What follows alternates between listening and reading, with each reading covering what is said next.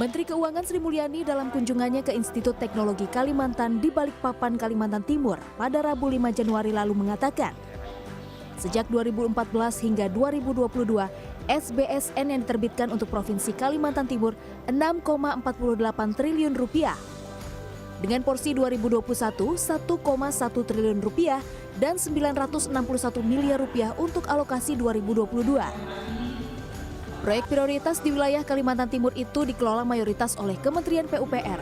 Sebagian besar proyek digarap untuk mendukung pembangunan ibu kota negara seperti infrastruktur jalan, jembatan, bandara, sumber daya air, transportasi, kampus dan sekolah madrasah, serta di bidang pertahanan keamanan dan sosial.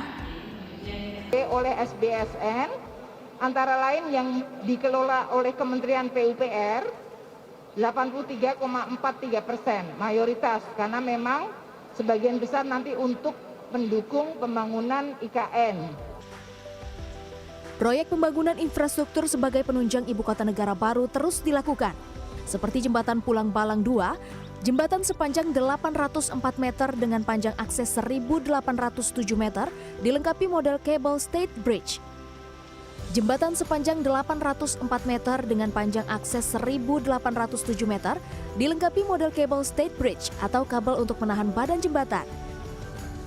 Pembangunan jembatan yang dilakukan sejak 2015 lalu ini pun telah menghabiskan dana 1,4 triliun rupiah. Namun jembatan ini belum dioperasikan lantaran masih terhambat pembebasan lahan akses sisi darat yang mengarah ke Balikpapan. Jalan nasional antara Pulau Kalimantan Timur dengan Pulau Kalimantan Selatan itu masih terputus di Teluk Balikpapan. Jalan akses Pulau Balang ini dibangun untuk menyambungkan Teluk Balikpapan sekaligus menjadi akses utama menuju ibu kota negara. Baik jalan maupun jembatan ini dibangun diharapkan bisa meningkatkan pertumbuhan ekonomi khususnya di kawasan Peti Kemas Karyangau, Pulau Lango, Jenebora, dan Buluminung. Ibu kota negara di Kabupaten Penajam Pasir Utara memiliki akses yang cukup jauh dari kota bisnis utama Kalimantan Timur, Balikpapan. Jarak tempuh melalui jalur darat, yakni Jalan Trans Balikpapan Samarinda sekitar 3 jam, sedangkan jalur laut via pelabuhan feri sekitar 1 jam. Perbedaan waktu tempuh inilah yang mendasari dibangunnya jembatan Pulau Balang.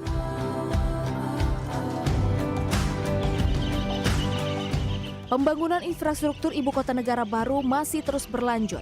Baru-baru ini Presiden Joko Widodo dikabarkan telah menyetujui desain Istana Kepresidenan Ibu Kota Negara Baru. Berdasarkan postingan pada beranda Instagram milik sang desainer Inyoman Nuarta, ia membagikan desain Istana Kepresidenan Ibu Kota Negara Baru yang diklaim telah disetujui oleh Presiden Joko Widodo.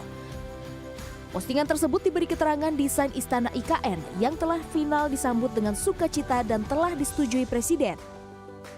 Istana negara tersebut diberi nama Istana Garuda sebagai simbol kesatuan bagi rakyat Indonesia.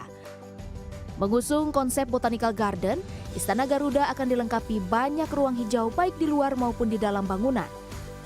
Rencananya, Istana Kepresidenan akan dibangun pada lahan seluas 100 hektar. Tim Liputan CNN Indonesia.